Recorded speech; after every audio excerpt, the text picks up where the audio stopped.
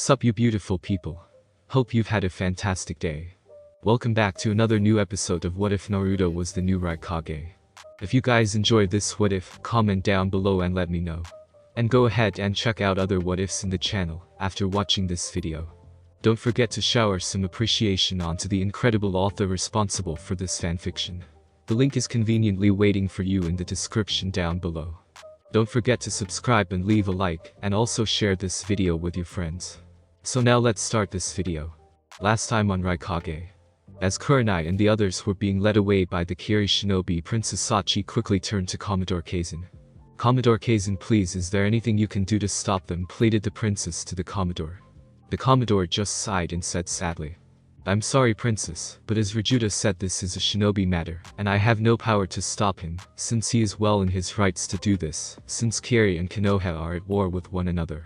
I'm sorry, Princess, there's nothing that I can do, it is out of my hands now," said the Commodore sadly. After which he then put his hand out to the princess and said, "Princess Sachi, if you please come with me, I will lead you to my quarters where you may stay for the journey to Mizunokuni," said the Commodore. In which he led Princess Sachi aboard his ship and to his quarters. As he did so, the princess could not help but silently pray with all her might and hope with all her heart and soul that someone would come to rescue her and the Konohanians and save them from this nightmare. 5 days later, in the middle of the mountain ranges of Kaminari no Kuni, lining country. Running through the mountain pass at high speed, a Kunoichi from Kumagakure, the village hidden in the clouds, was returning from the mission she had been on. She was a dark-skinned woman, like many in Kumo, with golden-colored eyes and long purple hair, which she keeps up in a ponytail. Her attire consists of a backless black sleeveless undershirt with an orange overshirt over the sleeveless undershirt with 2 white straps on each shoulder. She also wore a large beige sash around her waist like a belt with black stretch pants and long beige wrist warmers, secured by bands, and long beige leg warmers with brown light shoes. The name of the woman in question was Shihoin Yoruichi, head of the Shihoin clan, one of the founding clans of Kumo. Before the beginning of the civil war, her clan was among the only 5 known ninja clans that had a Kekkei Genkais in Kaminari no Kuni or Kumagakure, although that had changed after the civil war ended. The clan ability was to each turn into a certain type of animal that matched their personality. For example, she could turn into a cat. This made her clan excellent infiltrators and recon scouts. During the civil war, she led her clan against the Go Daimyo Raikage and the corrupt Kaminari Daimyo, Lightning Daimyo, and was among the leaders of the rebel factions. During the civil war, she was called Kazoku Agent, Speed Mistress too, due to her control over her chakra was so great that she could enhance her speed to an amazing degree, much like how Swan the Slug Princess could enhance her strength with her chakra control. When the civil war finally ended, she was made the captain of Kumagakure Bolt unit by the Roku Daimyo Raikage. Bolt was one of Kumagakure 4 on-boot divisions that were created by the Roku Daimyo Raikage. Each division had its own name and its own responsibilities. The 4 divisions were Shock, Bolt, Signed and Storm. Shock responsibilities mainly involved with security, where they were in charge of protecting the village, as well as helping guarding the borders of both Kumo and Kaminari no Kuni, Lightning Country, from enemy shinobis and spies from entering the village or even the country. Shock also acted as Kumo's Oinin, Tracker Nin division, where they would track down and find any and all missing nins from Kumagakure, although Kumo did not have many missing nin even with the civil war, since nearly all the ninjas that sided with the Go Daimyo Raikage joined the Roku Daimyo Raikage after the civil war ended, and they were forgiven for siding with the Go Daimyo Raikage. Hence Shock duties mainly involved the security of Kumo and Kaminari no Kuni. Both 3 responsibilities were different from that of Shock.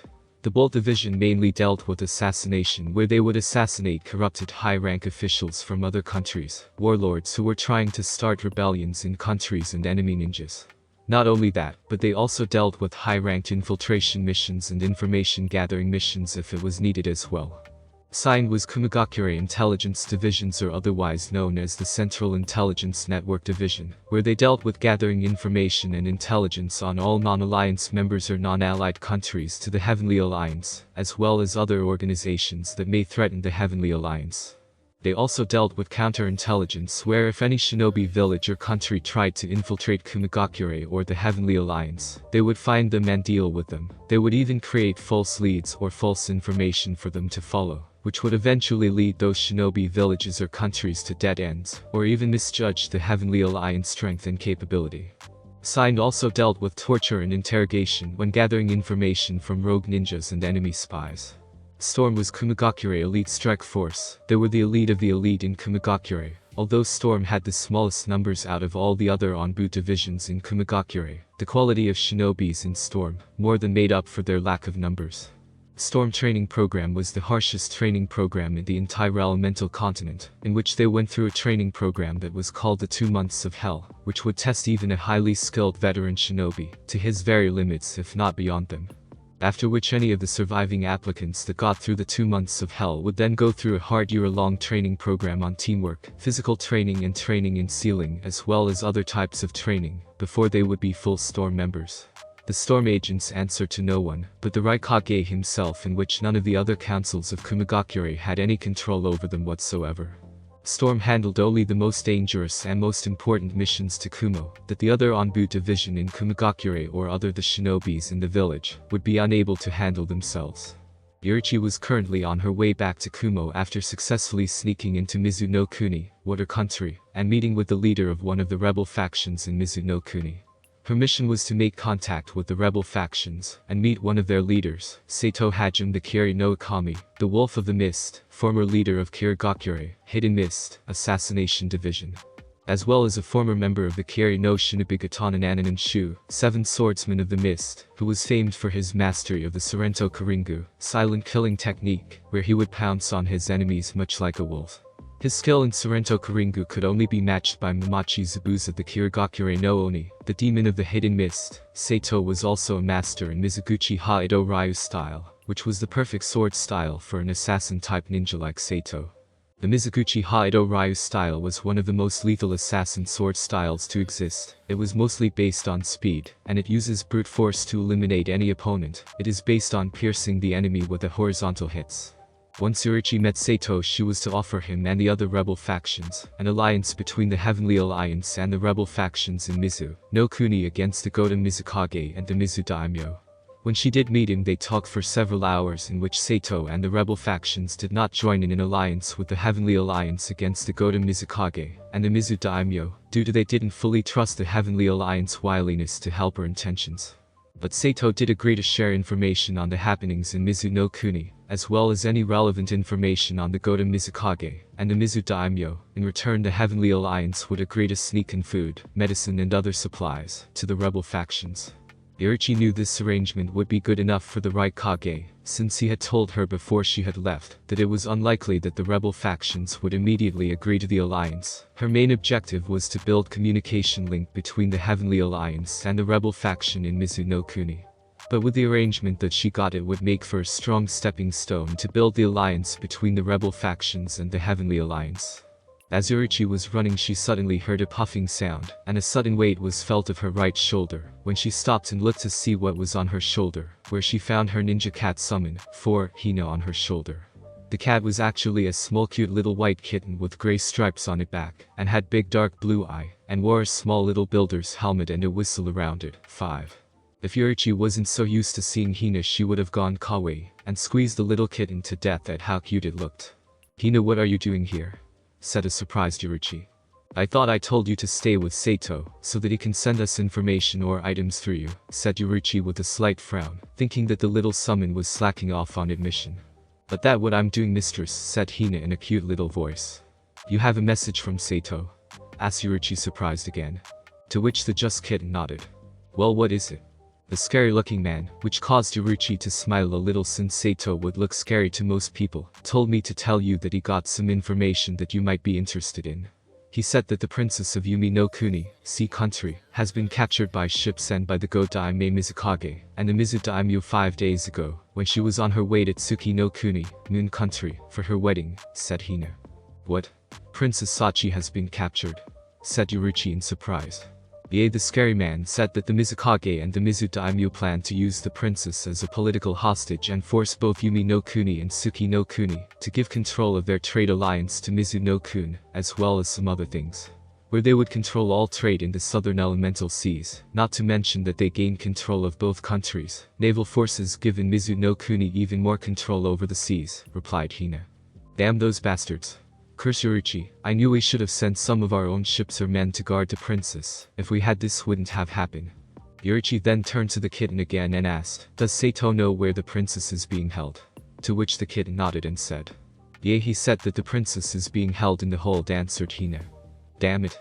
It figures that they send the princess there, the strongest prison in Mizu no Kuni, since they hold nearly all the political prisoners in Mizu no Kunai there, as well as most of the rebels ninjas that they captured, cursed Yuruchi. Scary Man also said that ninjas from Konoha are prisoners there as well, said Hina. Konoha ninjas are there too? Asked Yuruchi in surprise. The Scary Man said that they were supposed to protect her, but got captured as well, said Hina. Ha. So much for the mighty Shionbis of Konoha, said Yuruchi with a tad bit of disgust in her voice, since she didn't have a very high opinion of Konoha Shionbis. She turned to her summon. Good work, Hina, I summon you later and give you a treat later on. Also when you see Sato, tell him I owe him one, said Yuruchi. That what Scary Man said too, said Hina. Which caused Yuruchi to raise her eyebrow in curiosity at what Hina meant. Scary Man said that he wanted the Raikage and the Heavenly Alliance, as well as Yumi no Kuni and Suki no Kuni to owe him one, since he knows that you will want to rescue her, replied Hina to her mistress' unspoken question. After hearing what Hina said, Yuruchi could not help but chuckle a little as she spoke. That sly bastard Sato, he a lot more cunning than I thought. Hina, you go back, Sato, okay, said Yuruchi. The kitten then nodded and left, after which once Hina was gone, Yuruchi quickly started to flow chakra into feet, in which she started to move so fast that she was noting, but a blur to the naked eye. 3 hours later. After 3 hours of non-stop running at her top speed, Yuruchi stopped when she was in the middle of the large mountain valley. She knew that she was near the village, since she could see the Jinjutsu of clouds that cover Kumo right ahead of her. It was a special Jinjutsu that was created by one of the Raikage former senseis, who was a master at Genjutsu. The cloud-covered Genjutsu truly gave the village its name as the village hidden in the clouds. Not even the famed Sharingan of the Uchiha clan that Konoha loved to brag about could see through this Genjutsu. As she walked forward into the cloud-covered Genjutsu, she then felt 4 chakra signatures near her, although they were well hidden, where even the most skilled shinobi could easily miss them, if they were not looking out for them. She then stopped and spoke in a confident and calm voice. You can all come out now, I know you're there. As soon as she finished speaking, 4 Kumo shock shinobis appeared in front of her, all wearing their yellow animal-shaped masks with black lines around them shaping the face. Most of the Onbu divisions in Kumogakure wore animal masks to conceal their identities, but each division had different colors for their masks. Shock would wear masks with yellow and black, Bolt would wear masks with red and black, while Storm would wear masks with blue and black, while Sign didn't wear any since they did not need to. Forgive us, Yuruchi-senpai, we did not realize it was you until just now. We did not expect you back till this evening or tomorrow morning at the latest, said the boar-masked shock member, who was clearly the captain of the group. That okay? I didn't plan to come back so quickly, but I have urgent information that the Raikage must know immediately, said Yuruchi in a serious tone which was unlike her usual cheerful and playful self that everyone knew her for. Knowing that it must be serious, consider her tone, the shock members quickly allowed Yuruchi walk through. As she continued to walk on, the Genjutsu soon started to dispel, in which she could finally see the gates of Kumogakure, or as many people would call it, New Kumogakure. The village in front of Yuruchi was not the original Kumogakure village, since that had been destroyed during the last battle against the Godai Raikage. After the civil war, the Rokudai Raikage had New Kumogakure built in this valley for several reasons. One of those reasons was because, like the original village, New Kumogakure had mountains on both sides, and there were few paths, both large and small, that led to the valley where the village was, and all were easily defendable. The village had mountains on both its sides and one large mountain behind it. The main front wall, or outer wall, of the village was at least 30 meters thick of solid stone, and was 100 meters high, and the wall stretched from one end of the valley to the other. The main village gateway had a large metal gate that had 2 crouching dragons on either side of it. The gate would be left open during the day and closed at night, in which in the event of a siege, the gate would be bolted down, and a Fuinjutsu called Fuintepeki, sealed iron wall, that was on the 2 dragon statues that flanked the entrance, would activate, sealing the gate shut. As soon as Yuruchi went through the main entrance to village, she started to run along the rooftops of the civilian district, which was not an uncommon thing to happen in the village, since ninjas would often do that. As she ran, Yuruchi looked around New Kumogakure. She could not believe that they had built all this in just under 3 years, since they had only just fully finished building it a month or 2 ago. New Kumogakure was easily 5 times bigger than any other village in the elemental nations. The village itself was split in 4 large districts with a wall dividing each district. The inner walls themselves were near as thick as the main one, but were at least a few feet thick and quite strong, and were just as high as the outer wall. The first district, which was directly behind the outer wall, was the civilian district, where the civilians lived in, whether they be rich or poor. All civilian lived in this district, in which they had their own schools, hospitals, gardens, parks, police force and stores to shop, since this district was also where trading for goods was mainly done. The second district was the industrial district, where the village had its machinery built, such as Kumo airships, war balloons, weapons, armor, siege weapons, trains, and other types of machinery. There was even several large landing platforms for the airships to land on in this district. The third district was the shinobi district, where all shinobis and their families as well as shinobi clans lived in this district, and like the civilian district, the shinobi district had their own academies to learn their ninja skills. Civilians were also allowed to join if they wanted to, hospitals, as well as weapons and gear stores to get equipment from. There was even a large stadium built for tournament fights and the chunin exams. The fourth and final district was the ruling district, where the Raikage was in as well as the daimyo, due to the fact that during the civil war, the former daimyo Yoshiaki burned down the palace and the capital of Kaminari no Kuni when he realized that he was losing the civil war and didn't want it to fall into rebel hands.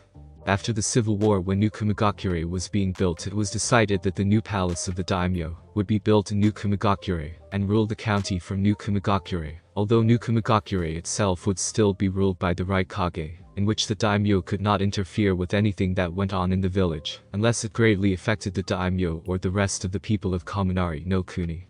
When Yorichi arrived at the ruling district, she looked up at the Raikage Tower, or to be more precise, the Raikage Mountain Tower, since the Raikage Tower was the mountain that was directly behind the village.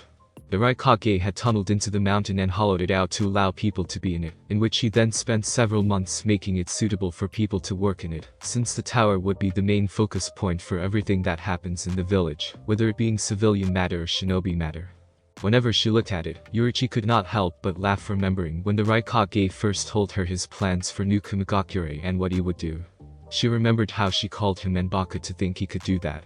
She also remembered how he just laughed and said that he'd be able to do that and build New Kumigakure in just under 3 years, after which she replied that if he did do that in that time frame, she'd tongue-kiss her former second-in-command SOIFON6 in public. Thinking of which, she could not help but then laugh at all the men that had went to the hospital due massive nasal hemorrhaging when she did it, not to mention Soifin could look at her in the face for a week after it without blushing of embarrassment. Since not only had the Raikage done what he said he'd do, he even tunneled into the sides of the other mountains on New Kumigakure's side, and made the sides of the mountains into docking ports for the Kumo airships. He also made several underground tunnels and bunkers under the village, for the Kumo Onbu units, and underground tunnels and bunkers for the civilian to use, should the village come under attack. She also remembered several times when foreign dignitaries from other members of the Heavenly Alliance came to New Kumigakure, and they would gaze at it in wonder, where they would often ask how he was able to build this massive-size village, or city as some would call it, so quickly, in which the Raikage would just laugh each time and reply, "Jutsus can be used for more than just fighting." Yorichi quickly went into the Raikage Tower Mountain through the massive double stone doors that had 2 giant stone tigers flanking the doorways, in which the 2 stone tigers had Fu and Tepeki on them, so that the doorway would be sealed shut when needed. When inside, it was not what most people would expect it to be, instead of being dark, dank, and cold. The main hall of the Tower Mountain looked like a palace hall. In the middle of it was a beautiful foundation with cool clear water and statues made of pure marble that resembled dragons, tigers, and falcons. There were benches made of solid marble in which the seats themselves were covered in soft leather. Light was coming through several large openings and was distributed all over the halls by both water and special light-emitting crystals that glowed softly, giving the Tower Mountain a very soft but strong amount of light. The walls were smooth and covered in small gems, and inlaid with copper mirrors which appeared to be well polished, as well as silver and gold designs that made the place even more grandiose than before, and in the areas were healthy trees and bushes, giving out a sweet scent to the Tower Mountain. The floors were made from tiles that combined marble, jade, and smooth limestone, and were very strong. All in all, the main hall was impressive to say the least. When a person looked up, they would see all the different floor levels where different departments were on each level, dealing with the different affairs in the running of the village, both civilian and shinobi matters. There were stairs and even lifts to get a person up to certain levels faster, which was a good thing since the Raikage Tower Mountain was always busy with activity. At the top roof point of the tower mountain was a large glass dome that was directly above the fountain, and shone more light down on it, and the rest of the tower. It also allowed the stones in the fountain to sparkle in the light. Not only was Tower Mountain magnificent in the inside, it was also easily defendable, where just 3 squads of ninjas could easily hold out for months against an enemy army, since the main doors were made of stone, and when shut could take massive poundings. They even had special seals on it, that made them highly resistant against most jutsu. The inside of the tower was also covered 10 feet of solid rock. There was even several small openings for the defenders to fire arrows, spears or jutsu from down on the enemy, as well as many traps inside the tower for the enemy which could be activated, should the enemy be able to breach the doors or somehow enter in Tower Mountain. Yurichi quickly got on one of the lifts, and soon arrived at the Raikage office, which was at the top floor of the Tower Mountain. She greeted his secretary Ice Nanao, who was an old friend of hers, after which Nanao told her to go right ahead into his office. The Raikage office was simple. It was a large double-O circular-shaped room with his desk facing the main double door to his office, and with a large window behind the desk, so that the Raikage could look out the window and over the village. On both sides of the wall of the circular room in front of the Raikage desk were bookshelves filled with scrolls and books, as well as a small spiral stairs that would allow the Raikage to go to the platform of the second level of his bookshelves, as well as go onto the balcony that was right above the Raikage desk.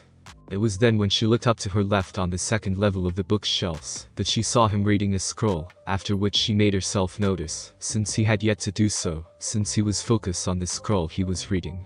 When he did notice her, he looked up and had a small smile on his face. He then spoke.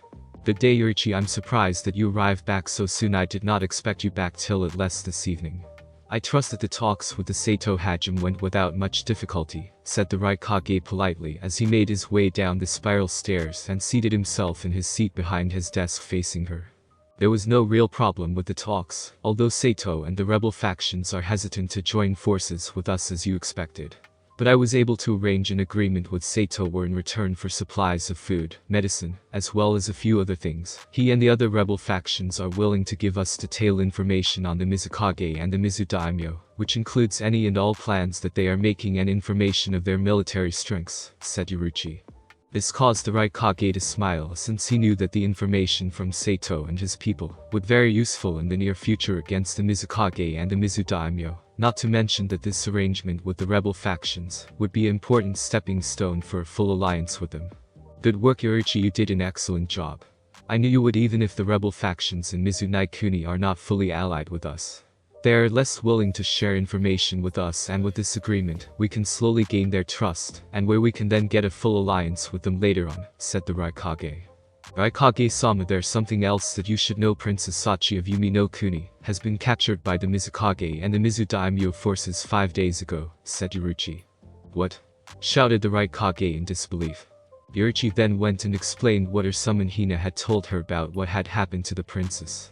When she finished, the Raikage spoke in a serious tone of voice. Yurichi, did you give Sato the projection ball like I asked you to? Yes, of course, answered Yurichi. I even showed him how it works and what to do, she continued.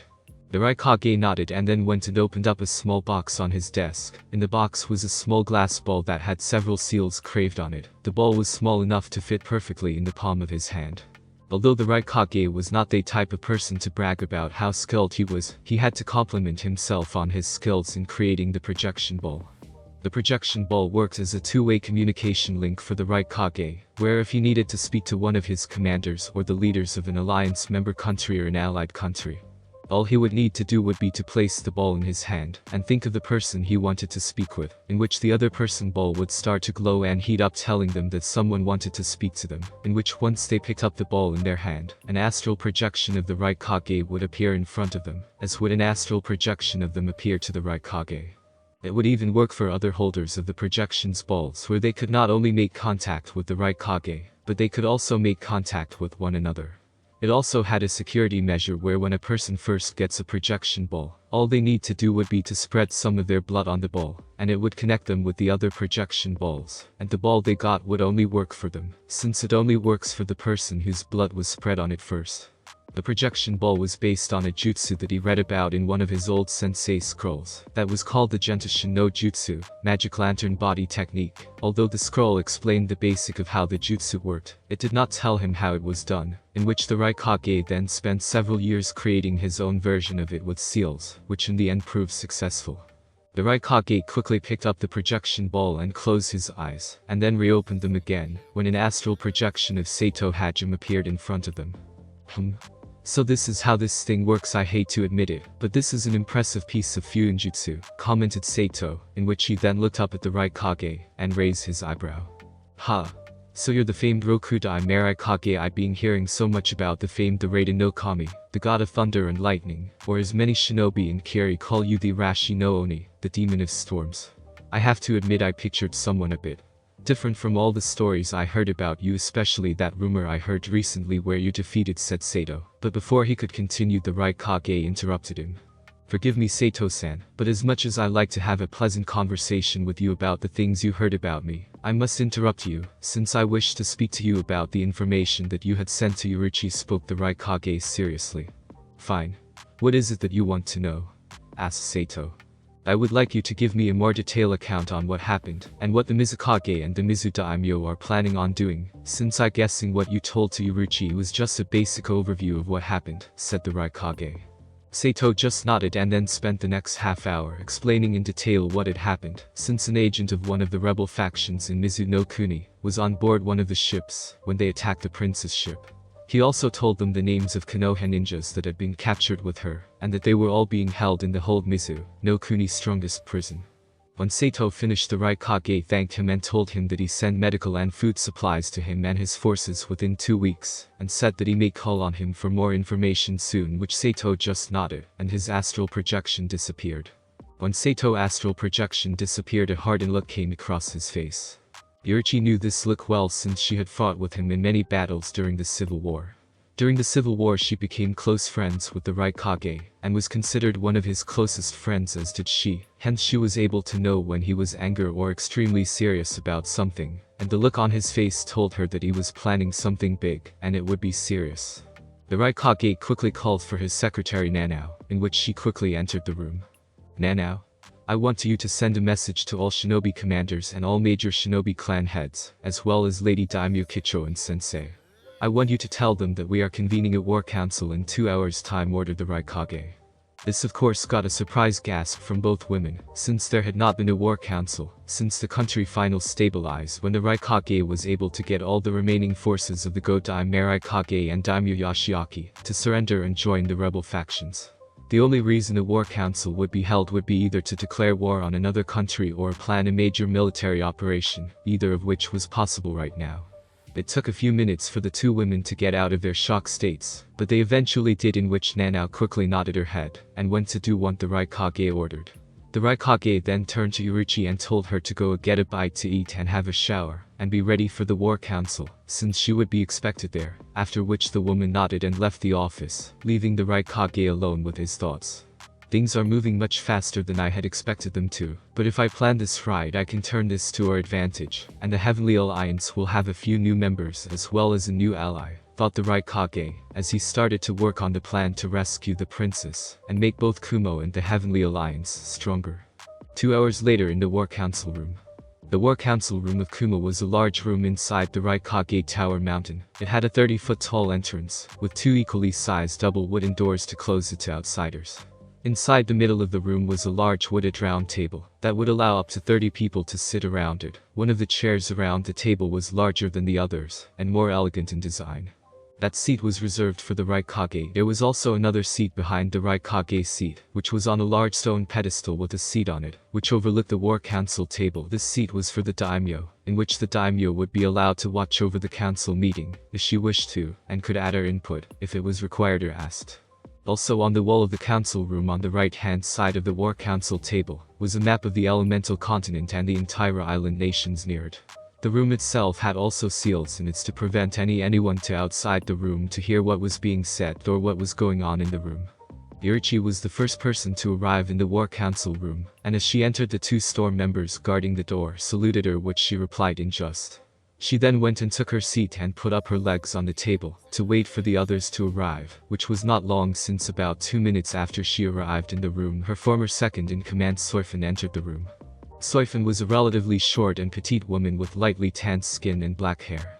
She wore sleeveless white haori and a yellow obi tied around her waist.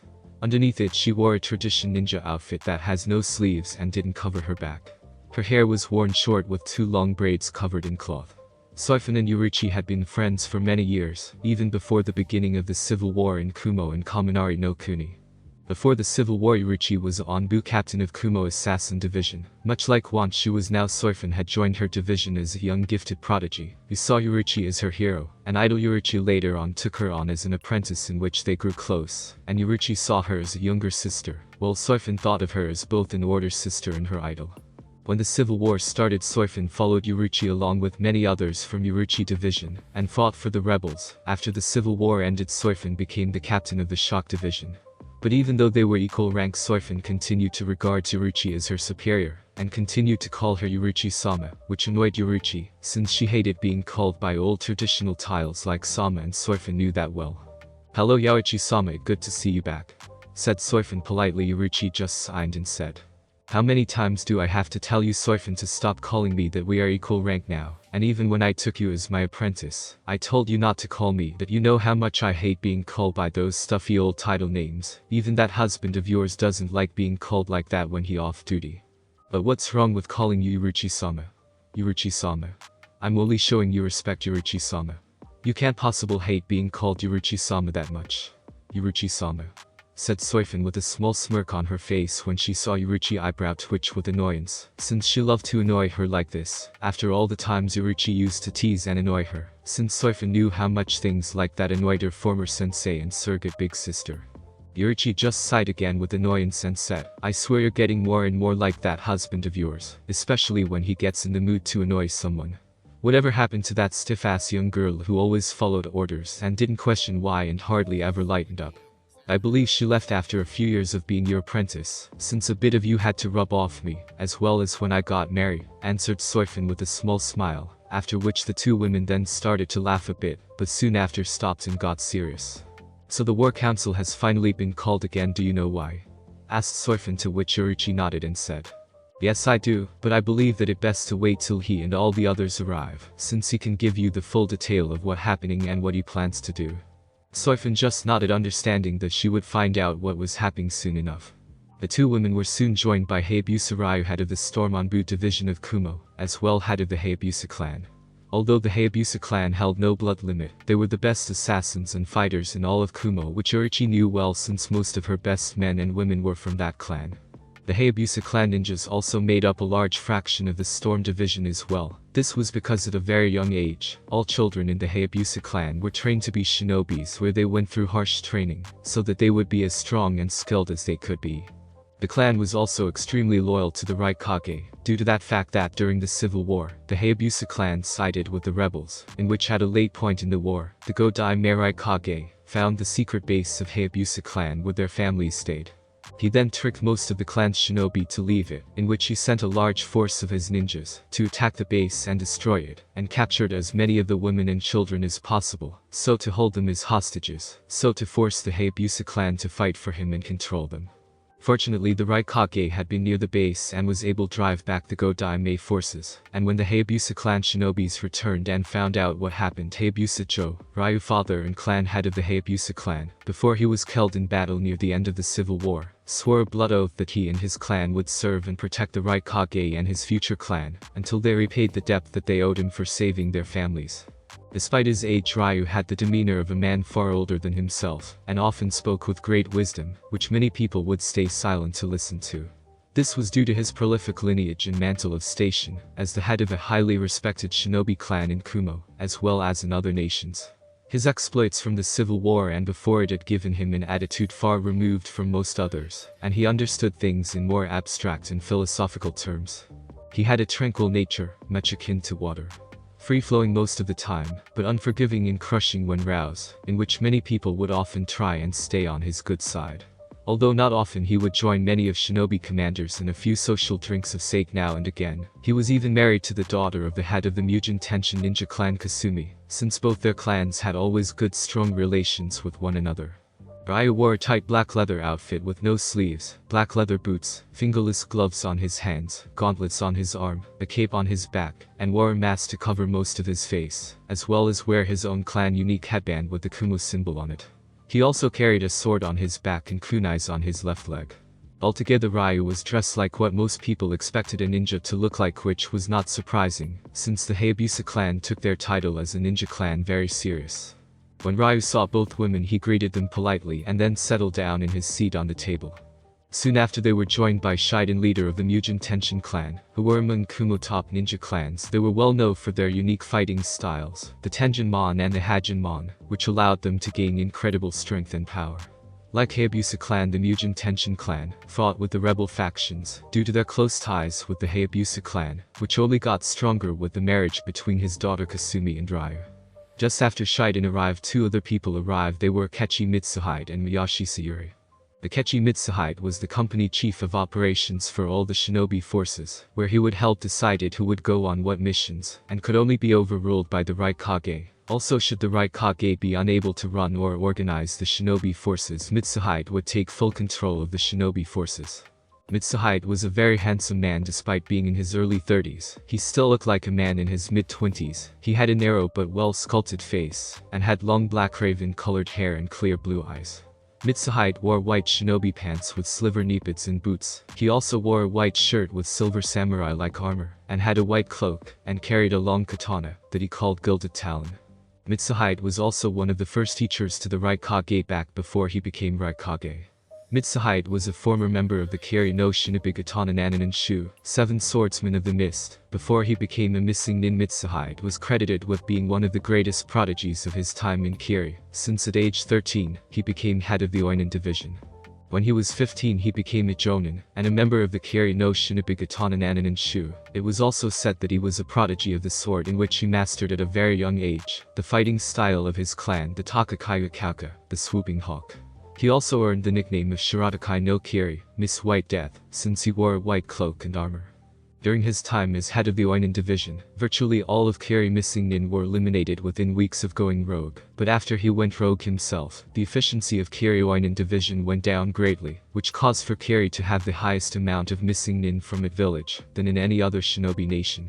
Mitsuhide also had a dojutsu called the Takagen Hawkeye, which gives the user the ability to see great distances, keep up with great speeds, see through Jinjutsu, and see through objects, much like the Hyuga clan Byakugan and the Uchiha clan Sharingan, as well as allowing the user to hit an object with 99.99% accuracy, no matter how small or how far the object was, which was why the Akechi clan were so famed in Kiri as assassins.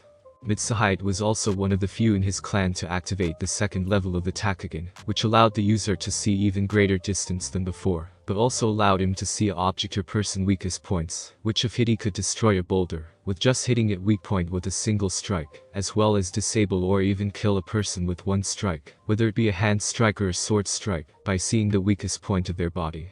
Unfortunately, Mitsuhide was also the last of his clan, since during the early parts of the Bloodline Crusade in Kiri, his clan was wiped out, in which he was forced into hiding until near the end of the crusade, where he avenged his clan by killing 300 Bloodline Hunters, which was nearly the entire Bloodline Hunter division, in a single night, when they were at their main base in Kiri. After the attack, Mitsuhide was declared an S-rank missing ninja, with an engaged with caution warning on him. Later on, during the civil war in Kumo and Kaminari no Kuni, he won great fame and respect when he joined the rebel factions of Kaminari no Kuni and Kumo, as well as earned the nickname Kumo no Shirataka, White Falcon of Cloud. The woman with Mitsuhide was his longtime childhood friend and partner Miyashi Sayuri, who, like Mitsuhide, helped to train the Raikage back before he became the Raikage. Also, like Mitsuhide, she was the company chief of operations for all the shinobi forces. She was also formerly of Kiri, where she was his genin partner back when they were younger. Both rose through the ranks, and both became members of the Kiri no Shinibigatana Nanin Shu. Like Mitsuhide, Sayuri was a highly gifted shinobi in which she mastered the sword art of dual-bladed sword fighting. She also had a bloodline called Shitakiri Kitai, the mist body vapor, which allows her to turn her body into a mist-like vapor. When in this form, she couldn't be harmed by any physical weapon, and it allows her to go through even the smallest of cracks and holes to infiltrate enemy bases. Forts and castles. She could also enter a person body through their mouth and drain all the liquids from the person body, leaving the person noting more than a dry husk. This of course made the Miyashi clan valuable infiltrators and assassins, and like the Akechi clan, her clan had been wiped out quickly by the bloodline hunters, in which later on she avenged her clan by killing the entire Kiri council, who supported the Yadain Mizukage's slaughter of bloodline users, and had ordered her clan's massacre. After slaughtering the Kiri council, Sayuri was made an A-rank missing ninja, and like Mitsuhide had engaged with caution warning on her. Back when she was with Kiri, Sayuri was known as the Kiri no Shinkudakai, Crimson Death of Mist, and when she joined the rebel factions in Kaminari, no Kuni and Kumo, she became known as Shinkikiri no Kumo, Cloud's Crimson Mist. Sayuri wore brown leather pants with brown leather boots. She also wore a white midriff top with long sleeves that showed her figure quite nicely, and had a short cloak. She also carried two short curved swords that she had holsters for each one on her legs. Sayuri had a sharp yet attractive face, short crimson-red hair, in which it fell down her face slightly, and covered the left-hand side of her face, and she had bright green eyes. It had also been greatly rumored that both Mitsuhide and Sayuri were lovers, since neither were very often seen without the other, while others just believed that they were close friends, but no one had the courage to ask them straight out, since they did not want to get on either of their bad sides. Both Mitsuhide and Sayuri greeted the members who had already entered the war council room, and took their seats near the Raikage seat. Not long after Mitsuhide and Sayuri, three more people arrived. They were Zhuyu, Ganding and Sunli. All three of them commanded aspects of Kumo and Kaminari, no Kuni naval forces. Ganding was the leader of the Nin clan, and commander of Kumo fleet. He was also the best sea captain in all of the Heavenly Alliance, and was also a former sea pirate. He was originally from Kiri and was from the Nin clan, who painted animal tattoos on their bodies and used special jutsus that were used by only their clan that allowed the animals on their bodies to come to life, much like Chojugiga. Viz. Super Beast's imitation picture, and return to their bodies when they were destroyed or were called back to their wielder. They could also control the animals with their thoughts, and see what their animals could see as well. When the Bloodline Crusade began, his clan fled Mizuno Kuni, since they feared people would consider their clan jutsu as a bloodline, and start to attack them. The Nin clan fled to a small island where they were forced to become pirates, so that they would survive. During the civil war in Kumo and Kaminari no Kuni, he and his men tried to raid a dock belonging to one of the rebel factions, but were captured by Denku. The name the Raikage went by before he became the Raikage. When Ganding explained why he was raiding their dock, Denku gave him a choice: become the new leader of the rebel faction's fleet, and have his clan join the rebel factions, and have a chance of having a new home to live in, or spend the rest of his life in prison, while his clan would be hunted down and destroyed by Kiri or some other nation, or starve to death with no food or supplies. Ganding had little choice but to agree. During the Civil War, he won great fame for his seafaring skill and ability to command ships and men, as well as leading raids on docks and ships belonging to Daimyo Yoshiaki and the Godai Raikage. After the Civil War ended, Ganding was made commander of Kumo fleet and captain of his own ship. Personality-wise, Ganding was a man of action who didn't like to adjust to proper etiquette. He was also wild and fearless, as well as a brilliant leader of men, and was only really satisfied with a good brawler battle.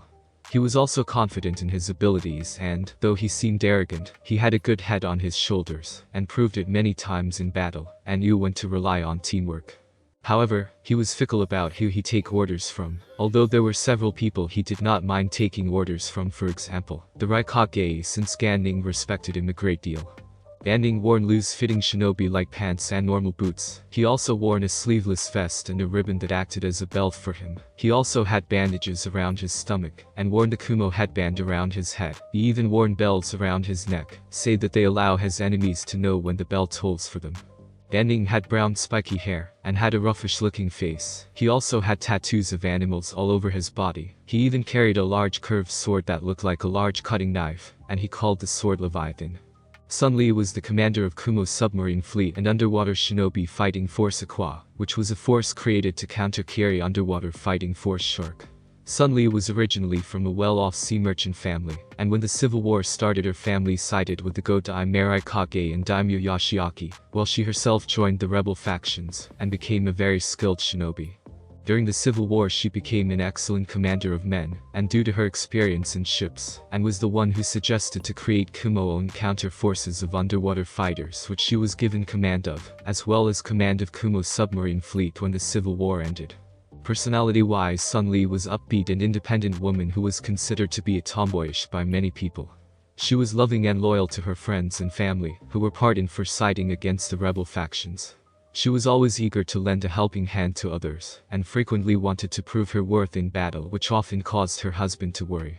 Sun Li was also very beautiful. She had short brown hair and emerald green eyes and a curvy body. Her clothing also reflected her personality, since it gave her a tomboyish look. She had a tight red top and shorts, with matching socks and shoes, and wore a Kumo headband on her head, with the symbol cloth being red instead of brown. Juyu was the supreme commander of all Kaminari no Kuni naval forces, and although he mainly only commanded Kaminari no Kuni naval forces, under wartime emergencies or events, he would be given overall command of Kumo's and all the other members of the Heavenly Alliance naval forces. This was due to the fact that Juyu was one of the most brilliant naval strategic commanders in the elemental continent. He was also highly skilled in the ninja arts of combat, but was not a ninja of Kumo. He was also a highly skilled user in fire techniques. During the Civil War, Juyu fought for Daimyo Yoshiaki, and he commanded his fleets as well as Kumo. Despite not liking either Daimyo Yoshiaki or the Godai Raikage, he remained loyal to them, due to they were still the rightful rulers of Kumo and Kaminari no Kuni, in which he won them many naval victories, as well as nearly destroying the rebel fleet on severely occasions during the Civil War, and kept the seas of Kaminari no Kuni virtually completely under Daimyo Yoshiaki and the Godai Raikage control. It was not until Inisu, the famed Kumo no Isuryu, Ice Dragon of Kumo, and Ganning, joined the rebel factions, did the tide turn against him, in which during the Battle of Eagle's Peak, most of his fleet had been destroyed by Inisu.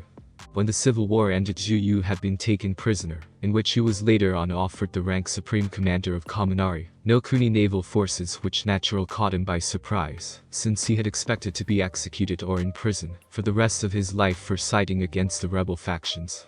It was later on that he learned that despite the fact he fought against them, he had earned a great deal of respect from the Raikage and other rebel factions, due to always taking prisoner from destroyed enemy ships, instead of letting them drown, giving plenty of food, clothing and medical supplies for the prisoners, and always fought with honor and allowed enemy ships to surrender, and did not fire on retreating ships or civilian ports, and ships carrying civilians like some fleet commanders did. Personality-wise, he was a man who valued honor most of all. He was also very loyal to his friends and country, as well as very intelligent man and a keen strategist. He was also a lover of music, and was known well for playing the flute extremely well. Zuyu was also an extremely attractive man. He had long brown hair, dark brown eyes, and was very handsome, where many girls tried to win his affection. He wore tradition clothing for someone of the royal court. 7. Zu also wielded a straight thin narrow sword with a red dragon carved on the blade. All three quickly sat down, greeting the people who were in so far in their own way, with a slight nod of the head in greet from Zhu Yu, a friendly smile from Sun Li, and a grin Gan Ning. The remaining other 7 clan heads entered right after Zhu Yu and the others. They were Kachiki Byakuya of the Kachiki clan, Godo Kisaragi of the Kisaragi clan, Kai Wengi of the Wengi clan, Ishida Raikan of the Ishida clan, Tatara Raito of the Tatara clan, Yuki Nadi of the Yuki clan, and Zhao Yun of the Yun clan. Godo Kisaragi was leader of the Kisaragi clan. He was a fiercely proud man, as were his clan members. They had fled their country Wutai, when it was conquered by a more powerful country, in which they became a wandering clan. It was just when the civil war in Kumo and Kaminari no Kuni ended, and the rebuilding and stabilization of the country was beginning, that Godo Kisaragi and his clan offered their services to help the country, in return of allowing them to stay, in which both Lady Daimyo Kicho and the Raikage agreed to. The Kisaragi clan was well known for having several very powerful summoning contracts that they could use, which made them quite powerful in their own right. Kai Wengi was the leader of the Wengi clan. She was a powerful woman who had an aura of strength and nobility around her, and was well respected by everyone. She was a powerful genjutsu mistress, as well as an extremely powerful wind mistress. Kai Wengi was a woman of strong conviction, and always did what she believed to be best for her clan, no matter what it cost her. She also valued loyalty, and showed respect to those who she believed worthy of it. Originally she and her clan were from Suna, but were forced to leave the village when they learned that the Yondai Kazukage was planning to have them killed, and claimed that they were traitors. For about 14 years Kai Wingi and her clan wandered around the elemental continent, where they eventually joined in the civil war in Kumo and Kaminari no Kuni with the daimyo Yoshiaki, and the Go-Dai Raikage, with the promise of a new home and a position as a powerful clan when the civil war ended. Although when they lost they were forgiven by the Rokudai Raikage, and he offered them the same deal which the Wingi clan accepted and swore loyalty to the Raikage, since they had been touched by the Raikage forgiveness and generosity. Although it was not well known the reason why the Wingi clan fled Suna was because the Wingi clan had been the guardians of the demon Ichibi no Shukaku, one-tailed Shukaku, and were sworn to keep it from harming the people of Suna. After seeing the destruction that the former host of the Ichibi no Shukaku caused, the Wingi clan pleaded with the Sandai Kazukage to not create another Jinchuriki, since all it would do would drive the host mad like it did to the monk that the Ichibi no Shukaku was sealed in, and create another unstable Jinchuriki that would threaten Suna. The Sandai Kazukage eventually agreed to seal up the demon back into the tea kettle, but when the Sandai Kazukage disappeared, secretly killed by Sasori, and replaced by the Yondai Kazukage, the agreement was nullified. The Yondai Kazukage sealed the Ichibi no Shukaku into his newborn son, despite the Wingi clan objections and warnings. Eventually, when the Yondai Kazukage realized that the Wingi clan had been right all along, he ordered for his son to be killed, but all attempts failed. When the Wingi clan heard what the Yondai Kazukage was planning, they offered to take Gar into their clan and train him and help him control the Ichibi no Shukaku, since they saw how bad his life was, and how he struggled to control his power, and knew he wasn't a demon, and they felt responsible for him. But the Yondai Kazukage forbid this. Since back when he had the Ichibi no Shukaku first sealed into his son, he forbid that any member of the Wingi clan to come near his son. The reason for this was because the Yondai Kazukage feared that the Wingi clan would use their knowledge of the Ichibi no Shukaku and build a bond between Gar and their clan, in which they would train him to become a weapon for them to use to take control of the village for them. Eventually the Yondai Kazukage had ordered for the Wingi clan to be wiped out under the guise that they were planning a coup d'etat. Fortunately they were able to find out about it before the order could be carried out. They had even tried to take Gari with them, but on the night they fled, Gari uncle Yashimaru tried to kill him under the orders of his father, and the men that were sent to take Gari could not get near him, since he became completely unhinged by his uncle's betrayal and attack, and could not get near him, which resulted in them leaving him in the village. The Wingi clan also were the only people known except for Gar to be able to use Sabuton, Sand Release. It was believed that due to their knowledge of the Ichibi no Shukaku and its abilities that they knew how to do Sabuton, although despite this knowledge, they are not able to use Sabuton to the same level as Gar could. Kai Wingi wore 8. She also carried a long straight narrow sword and a large battle fan on her back. Kichiki Byakuya was the leader of the Kichiki clan, which was one of the founding clans of the Kumo, and one of the 5 clans in Kaminari no Kuni or Kumo, that had a Kekkei Genkai, although that had changed after the civil war ended. The Kichiki clan had a bloodline that was similar to the of Tshodarime Hokage Mokuten. Wood Release, their abilities, was to be able to control plants, and do plant jutsu. The ability was called Kabuton. Plant Release, similar to the Shodarime Hokage Mokuten. The Kabuton allowed a person to create plants out of the ground, and control them in any way they wished to. They could even create giant plants, that could devour a man if they wished to. Although despite their ability only a quarter of the clan could do it, with the majority being unable, the only ability that all members of the Kichiki clan shared was their high control over their chakra. Byakuya was a very handsome man where many women from important families often tried to gain his attention, but failed since he had never gotten over the loss of his wife during the civil war. During the civil war the Kichiki clan fought for the Go-Dai Raikage, due to despite what he did, he was still the rightful leader of Kumo. But eventually, when they learned some of the other crimes that the Go-Dai Raikage and Daimyo Yoshiaki had done, after which they sided with the rebels factions near the end of the civil war, and helped give them valuable information on the Go-Dai Raikage and Daimyo Yoshiaki plans. Byakuya himself was by far the most powerful and gifted member of his clan, and was said to be the greatest prodigy to be born in the clan in almost 100 years. It is also said that he was strongest member in his clan to be ever born, since he had complete mastery of the Kabuton to a level far beyond any other clan member, where he could channel his chakra into thousands of flower petals or even tree leaves, and control them all at once, and have them spin so fast, and that they would act like thousands of small blades, cutting his enemies to pieces. He is even a master genjutsu user. Personality-wise, Byakuya acted in an aristocratic manner. He seemed always serene and apathetic towards other people, even when he was deeply conflicted. He was also extremely calm, even in battle, and was very seldom surprised by even the most drastic of actions. This was due in part to his status in Kumo as the leader of one of Kumo's most noble clans. He generally acted indifferent, bordering on arrogance, to most situations that he faced, where he rarely viewed his enemies or other people worth his time. But despite this trait, Byakuya was a very perceptive man, and was fully aware of the limits of his abilities, and usually anything he would state in comparison to a person was justified. Byakuya also strongly believed in law and order, and believed that shinobis should do whatever it takes to protect their home and their people from harm. In spite of his icy and regal manner, Byakuya cared for and protects those important to him, which includes family and friends, since despite his cold manner he does have several friends that he cares about. Byakuya wore a white shitage, a black kozode, a black hakama, a white hakama himo, white tabi, and waraji and a white haori over the black kozode. He also kept his long shoulder-length black hair in a white headpiece called a kensuken. He also wore fingerless white gloves that covered only the back of his hands, and wore a scarf made from the silver-white windflower light silk, which was a family heirloom that was handed down from generation to generation, and was given to each Kachiki family head. The scarf alone was worth enough to buy 10 mansions in New Kamigakure.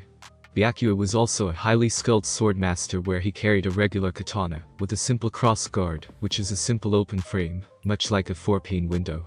It had a light blue handle.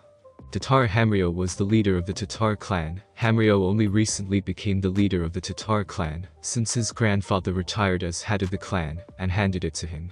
Although Hamryo was the youngest member of the war council, since he was only 18, he was a competent leader and an excellent fighter, which earned him some respect from the other members, although he did not enjoy meetings like these, since he preferred to be out on the field doing missions. The Tatara clan was a new clan that joined Kumo during the Civil War. Originally the Tatara clan isolated themselves from the world when the shinobi villages were first formed, since they did not want to join any village, but knew that they would either be forced to join or wiped out in case they became a threat to one of the villages. The Tatara clan hid themselves in a small hidden valley in the mountain ranges of Kumo. It was not until the Civil War began that they were discovered by the Godai Raikage forces. When he learned of their existence he offered them a place to join Kumo, but they refused, not wanting to join the civil war. Soon after the Godai Raikage sent a large force of ninjas to destroy them and capture a few members of the clan, so that he could breed a new clan under his control later on. Although the attack on the clan was successful, where 300 members of the clan were killed and about 70 others were taken prisoner, 200 members of the Tatara clan were able to escape. Hamryo's father as well as most of his family had been killed in that attack, where only his grandfather had survived and led the remainder of their clan to the rebel factions, and joined them to avenge what the Godai Raikage had done, and to rescue their captured clan members, which they eventually did. During the Civil War the Tatara clan won great respect and renown by using their Kekkei Genkai to great effect. The Tatara clan bloodline was called the Koton Steel Release. This bloodline allowed them to manipulate anything metal into any form they wanted to be. They could reform metal into almost any kind of weapon or tool they needed. They could also make their bodies as hard as steel. This of course made the clan extremely valuable as ninjas and allies, where after the Civil War they joined Kumo. Personality-wise Hamryo was a confident young man, borderline cocky. He also rarely lost his calm exterior, and was quite intelligent for his age, although he was also eager for action, and to prove himself in battle. He was the most gifted user in his clan fighting style and bloodline, where he mastered all his clan's techniques, and created some of his own, which proved that he was ready to be clan head. Hamryo's only real defect was that he loved to flirt with pretty girls, which made all the worse since he was quite popular with the girls, due to his good looks, and cool personally, although he did know when to get serious, and this war council meeting was one of those times when he got serious. Hamryo had black spiky hair and had metal piercings on his ears and above his left eye. He also had dark brown eyes. He wore a light brown jacket and jeans and a blood-red shirt underneath his jacket. He also had black boots on, and carried a heavy metal skull chain around his neck, and a metal chain around his waist, so that he have metal to manipulate if caught in battle unprepared. Yukinadi was the leader of the Yuki clan.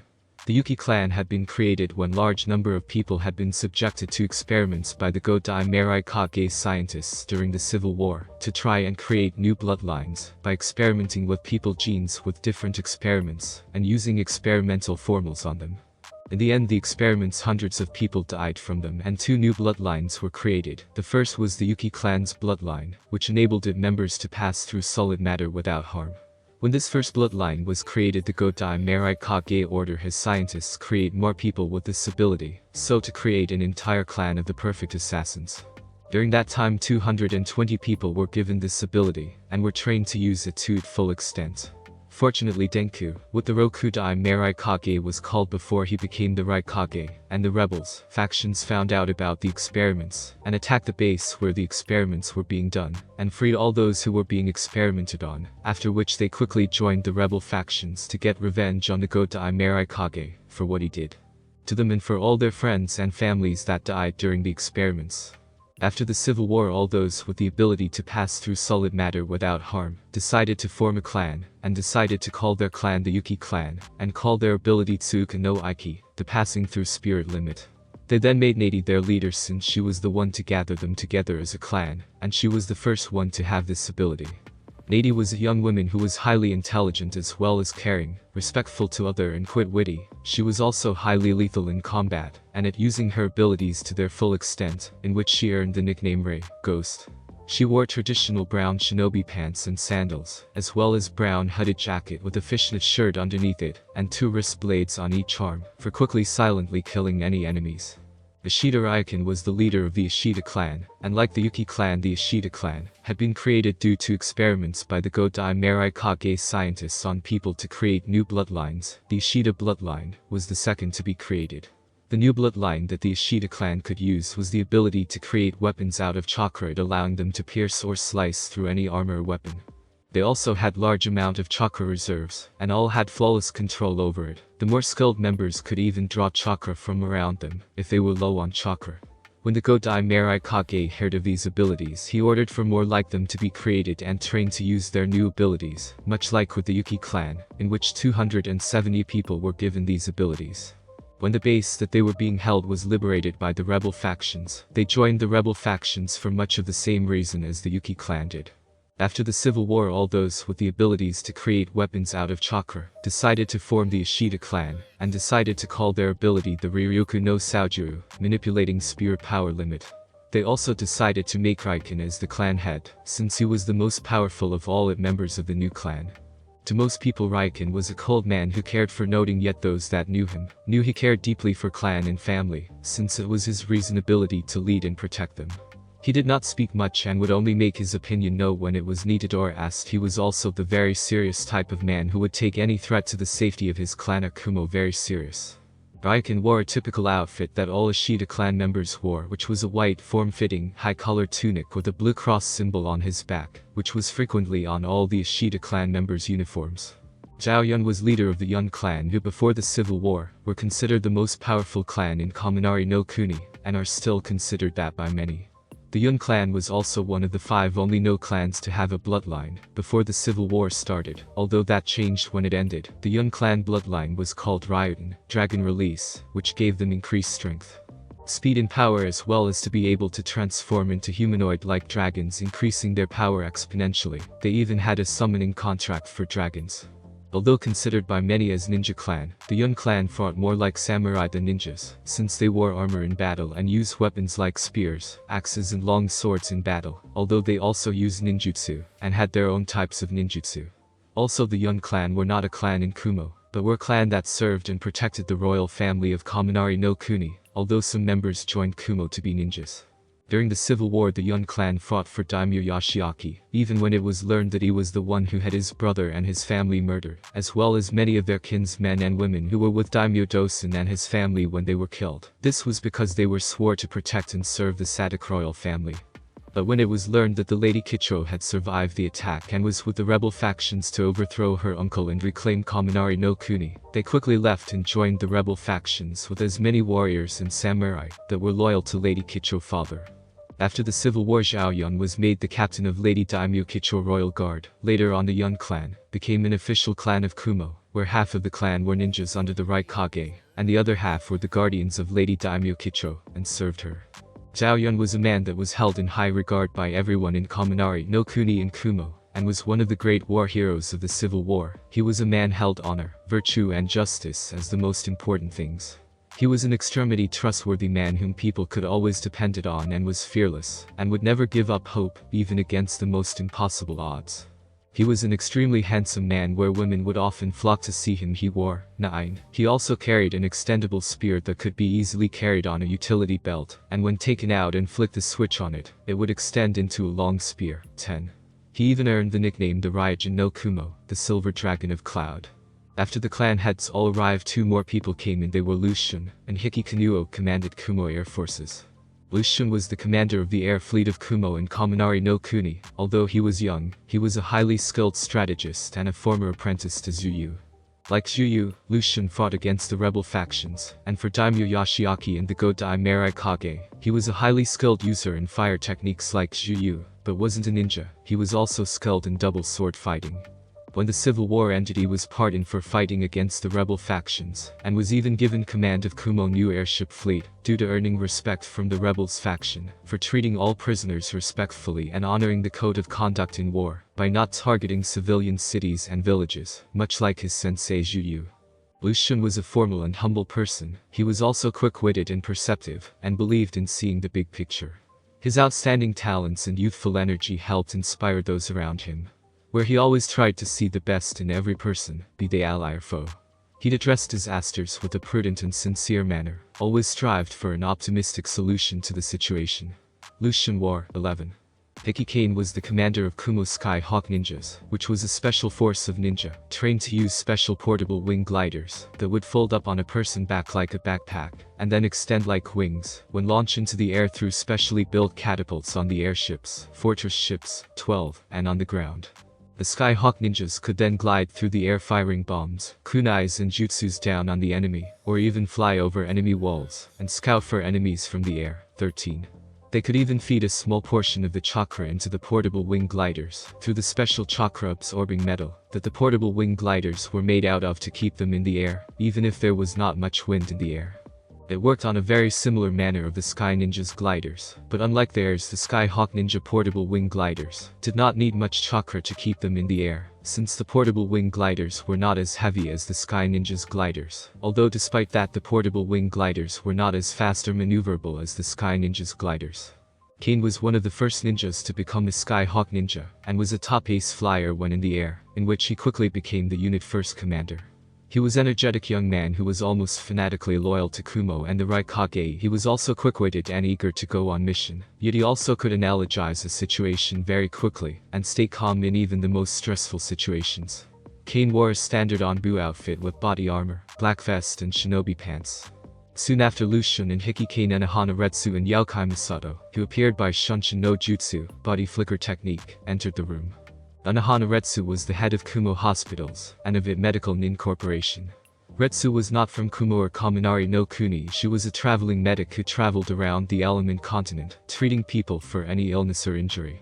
During the civil war in Kumo and Kaminari no Kuni, she was able to get into the country before the borders were sealed, in which she then started to treat ninjas, warriors and samurai alike on both sides for wounds they had gotten from battle. Since she did not care who they fought for, if they were injured and needed help, she would help them.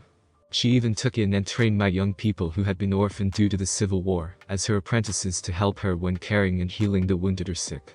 She would often go to a battlefield when a battle was over and treat the wounded, in which she had saved many lives that would have died had it not been for her. It was because of this that she earned the nickname Chiyunamigami, Goddess of Healing.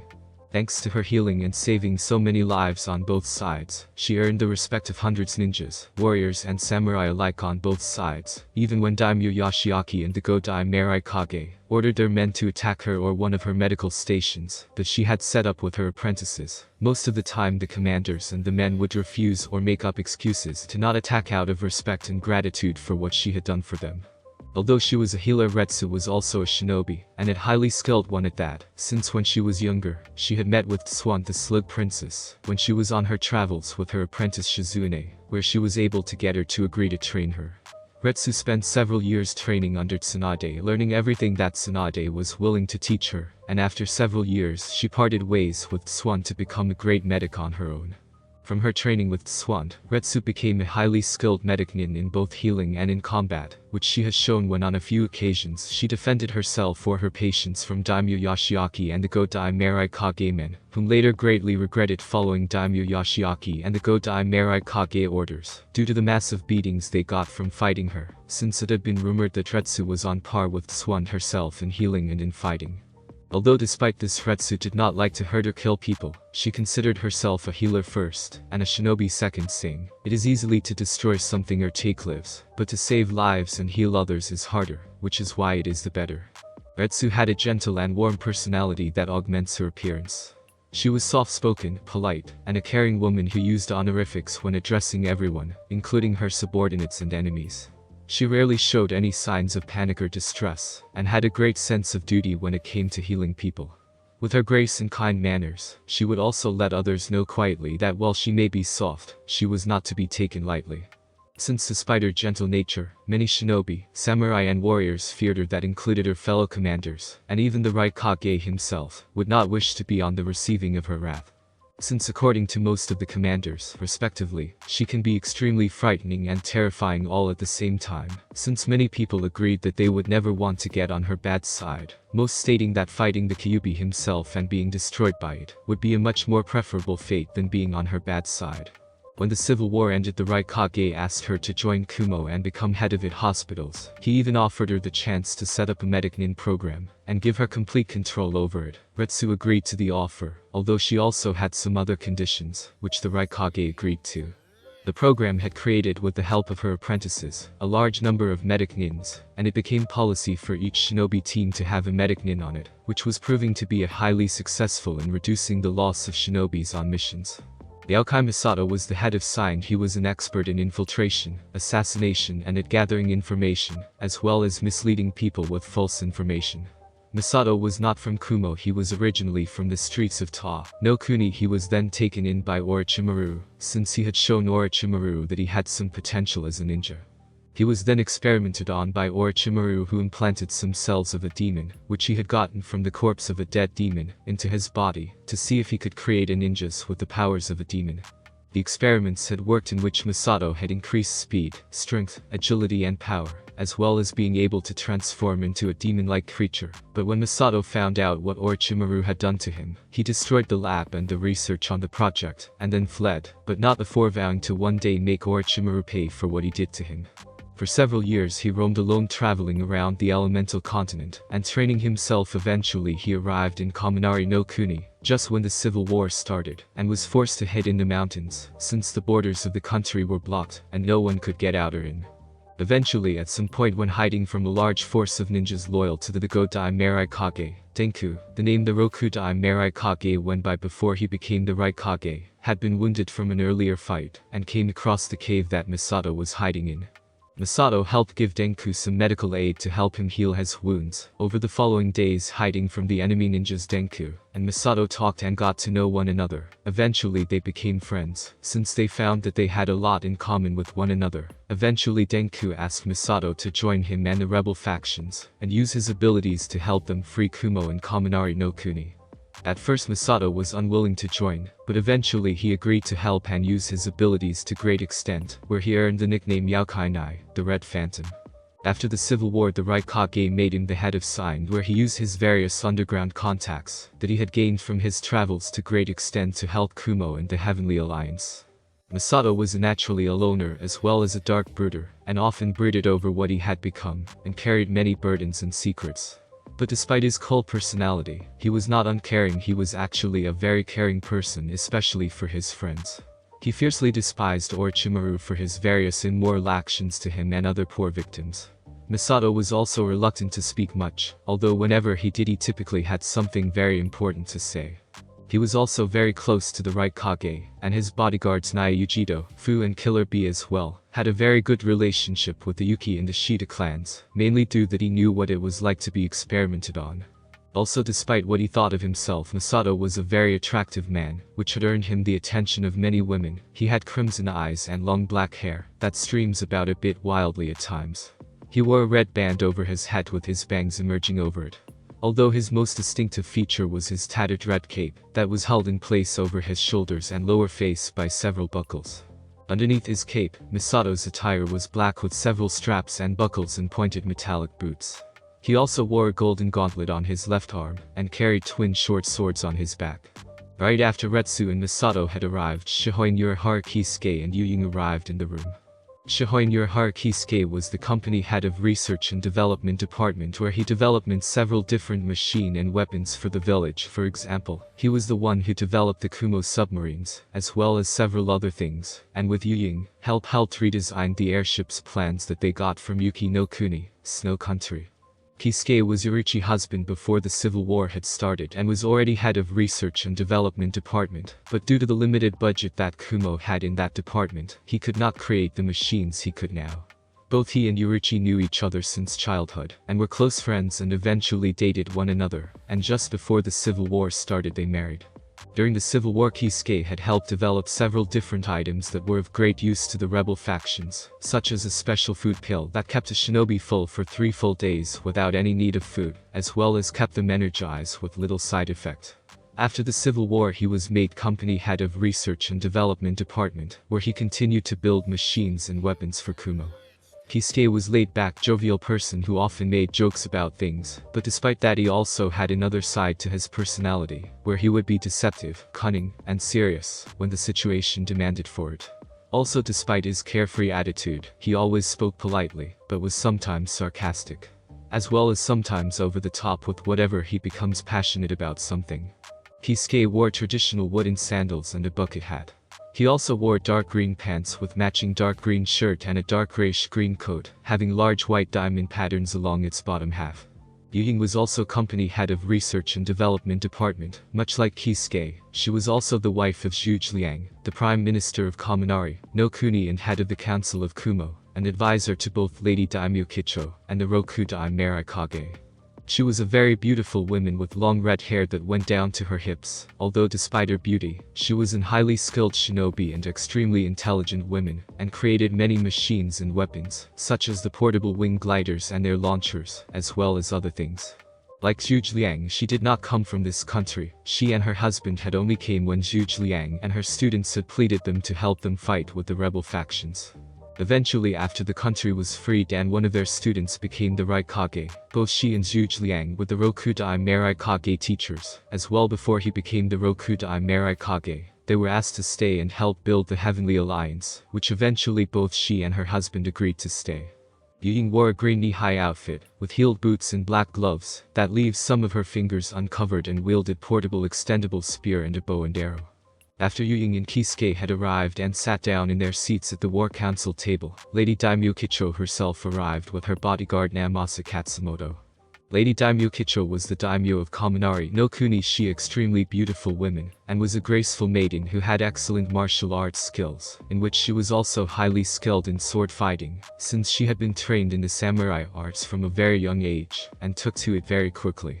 Unlike most other princes, she preferred to train for combat, since her father believed that everyone in his family should be able to defend themselves, and not always rely on others to defend them.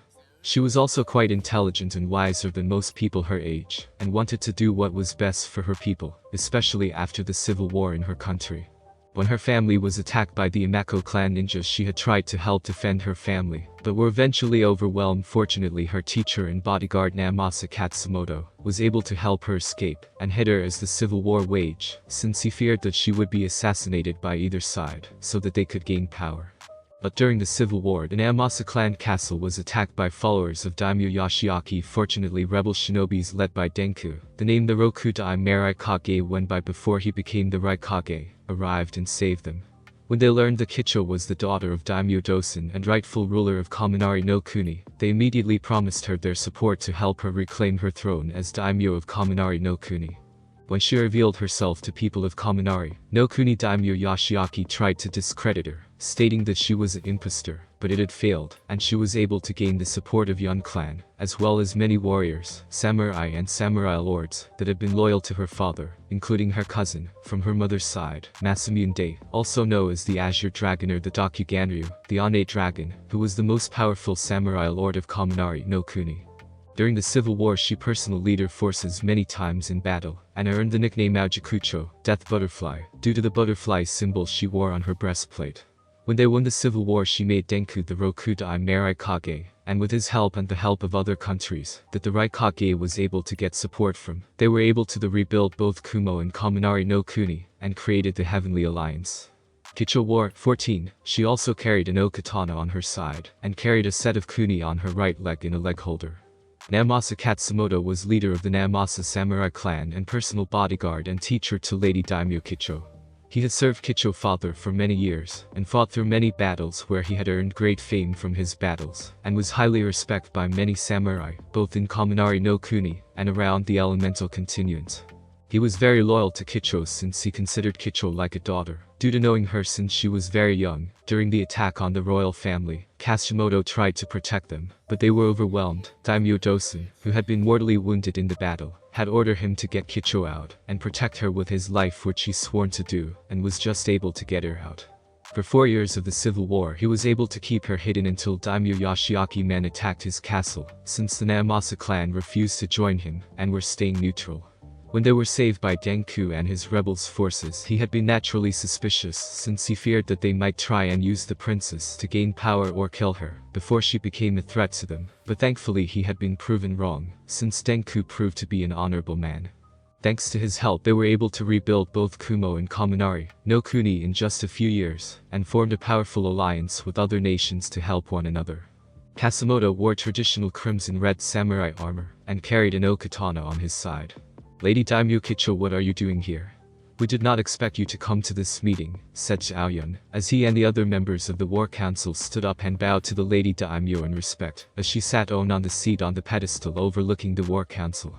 I came here due to the Raikage informing me that this war council meeting was being held, and that I should attend it. I hope you all do not mind me listening in, said Kicho. Of course not, Lady Daimyo, you are more than welcome, said Xiaoyun. When Lady Daimyo Kicho sat down, 7 more people arrived. 4 of them were the personal bodyguards of the Raikage. They were Nayujido, Fuu, Killer Bee and Akatsu, all of which except for Akatsu were Jinchurikis. One of other 2 was Zhuge Prime Minister of Kaminari no Kuni and head of the Council of Kumo, and advisor to both Lady Daimyo Kicho and the Rokudai Raikage, and the other person next to him was Siwa Nisu the Kumo no Isuryu, the personal military advisor to the Raikage, and second in command for all military matters in Kumo, and answerable to only the Rokudai Raikage, and the final person among the group was the Raikage himself. Akatsu was confident, strong and intelligent kunoichi. She was a dedicated and loyal ninja, who would glad give up her life for the Raikage. Although unlike the other bodyguards of the Raikage, Akatsu was not a Jinchuki, she was a typical but highly skilled kunoichi. Also, she was not originally from Kumo or Kaminari no Kuni. She was from a small country whose lord was deposed in a revolt, and her clan, which was also small, had been wiped out due to they were loyal to the lord, and she had just managed to escape. After her escape of her clan's slaughter, she had traveled for a while offering her services as a ninja to small lords and daimyos, but during one mission, she had been captured by a group of missing nins, due to her getting bad intel of their strength and numbers. They had beaten her badly and had planned on raping her, but fortunately before they could the Raikage, this was before he even entered the civil war in Kumo and Kaminari and Kuni, and before he became Raikage, and Siwa Nisu had heard her screams for help, as they tried to rape her. They quickly killed the men, and the Raikage helped nurse her back to health from her wounds. He had even stayed by her sides when she slept, since she had suffered from nightmares of her clan being killed, and what had nearly happened to her. After she had healed, she had practically insisted only following them, since she had told them that they had saved her life and saved her from being raped, hence her life was theirs, or more especially the Raikage, for staying by her side for so long, and helping to heal her. She traveled with them for a while, and when they entered the civil war, she earned great respect and fame for her skills as a kunoichi in battle. After the civil war ended, the Raikage offered her the position as one of his bodyguards, which she took without hesitation, since it was what she had wanted. Akatsu wore 15, and carried a katana on her lower back. Nayujido was a proud, wise and courageous kunoichi. She was also a firm young woman and thoughtful of her comrades. She had been made into a Jinchuki when she was only 2, and went through a detestable training that was imposed on her, although through it, she was able to control her transformation into the Nibi no Bakaneko, the 2-tailed monster cat, and use its power to its full extent. She also gained confidence in herself through hard work. She had been loyal to both Kumo and the Yondai Raikage before the civil war started, and was considered the second strongest shinobi in Kumo. When the civil war started, she fought for the Godai Raikage, along with the Killer Bee, the Jinchuriki of the Hachibi no Kaiaju, the eight-tailed giant ox. But this had not been of choice, since when the Godai Raikage first came into power, he had special Juinjutsu, curse seal techniques, seals put on them, so that he could control them, and force them to do what he wanted them to do. For the first 4 years of the Civil War, Yujiro used her powers against the rebel factions, which had nearly caused the rebel factions to be wiped out.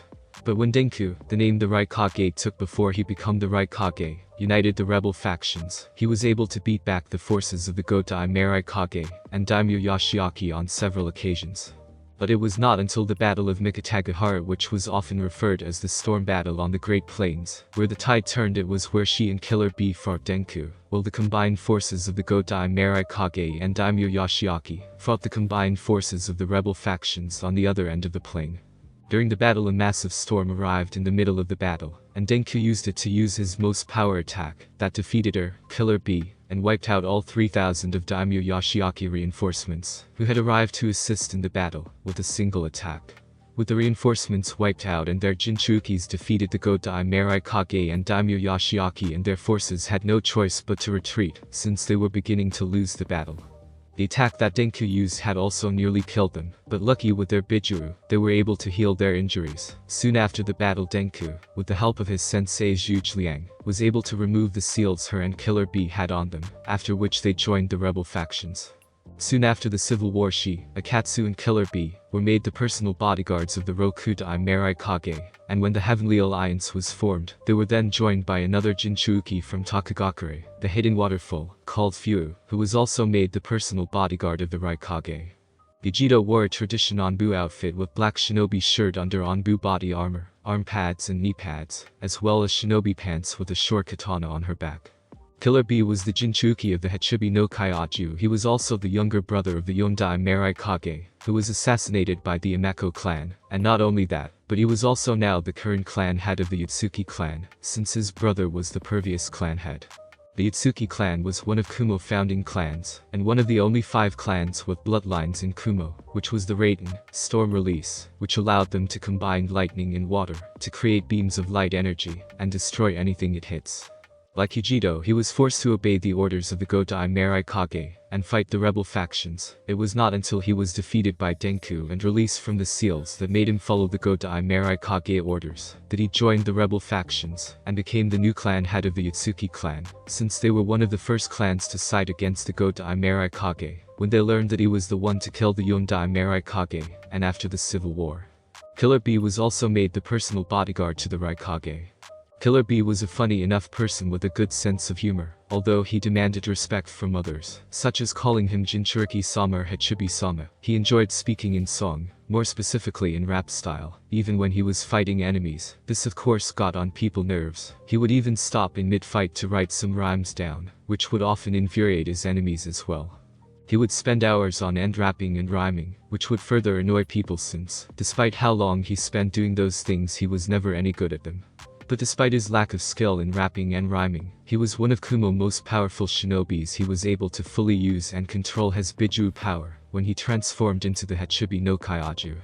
Not only that, he was highly skilled in taijutsu and had incredible strength, much like his brother the Yondai Raikage, and a master swordsman where using his own conventional style, which gave him great versatility, and allowed him to fight with 8 swords at once. Killer Bee was a dark-skinned man, and had possessed a muscular build, as well as white hair and beard. On his right shoulder, he had a tattoo that says iron, and on his left cheek, he had a tattoo of a bull's horn. He wore oval-shaped sunglasses and a white-colored forehead protector. He also wore a white-colored one-strap over one shoulder flak jacket of a jonin, with a red rope tied around his waist, white handbands, and a white scarf around his neck, and carried 7 swords on his back. Fu was also a Jinchuriki like Killer Bee and Yujiro. She was the Jinchuriki of the Nanabi no Kabutamashi, 7-tailed horned beetle. She was a shinobi of Takagakure, and the most powerful shinobi that they had. She was highly skilled in earth-type jutsu, thanks to the earth-controlling abilities of her Bijuu, 16. She was sent to Kumo as an offering of Takagakure commitment to the Heavenly Alliance, when they joined the Heavenly Alliance. Fu was a friendly person that was loyal to her people, and would do anything to protect them. She would often spend time gardening, which she was quite good at thanks to her abilities. She also enjoyed playing with children and always made time to play with them. She was also a very confident woman, and was courageous as well, and could use her abilities to great effect when fighting. Fu has bright green hair and pink eyes. She wore a high white shirt and armlets and a fishnet waistband. She also wore her Takagakure forehead protector on her right arm and her Kumigakure on her left. She also carried a cylindrical object on her back.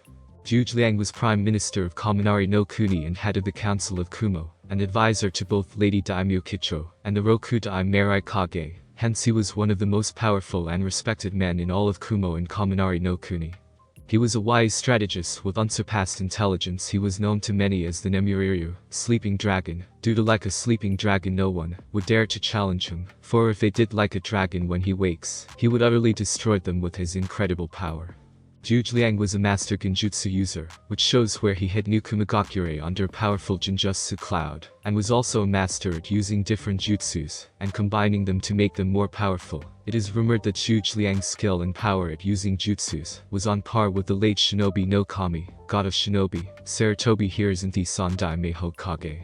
Zhuge was also a master strategist where many rulers of other nations had often tried to have him under their employment, so to command their armies. It was because of his strategies that the rebel factions won some of their greatest victories, such as the taking of Fan Castle, where he tricked the defenders into thinking that he had his men, who were besieging the castle, had left and ran away when the defenders had sent a large numbers of their men to pursue them. He and his men revealed themselves to have hidden nearby and attacked the castle, when it was so lightly defended, and took it without much problem, while the defenders that were tricked out of the castle were ambushed and captured by some of Zhuge men who hidden themselves to ambush them. Zhuge was also the former teacher of both the Raikage and Siwa Nisu, before they joined the civil war in Kaminari no Kuni and Kumo, and when they did join the civil war, they were able to convince him and his wife Yuying to join the rebel factions and fight to free the country. After the civil war, Lady Daimyo Kicho asked for Zhuge assistance in helping to rule her country, and asked him to be her advisor as did Denku when he became the Roku Daime Raikage. He eventually even became head of the Council of Kumo, since everyone respected his opinion and advice, and was later on named the Prime Minister of Kaminari no Kuni. Personality-wise, Zhuge was a placid and calculating man who was always thinking one step ahead. He often stated that every turn in battle is a part of his effortless planning. He spoke with a polite and proper manner at all times, albeit terrifyingly so when he completely stumps his enemies. Though his intentions are sometimes questioned, his loyalty to his former students was unquestionable. Zhuge wore very basic robes, with yin-yang symbols on opposite sides of each other, and mostly made up of green, and mystical and golden designs, and had a thin beard and mustache in a similar manner of a noble.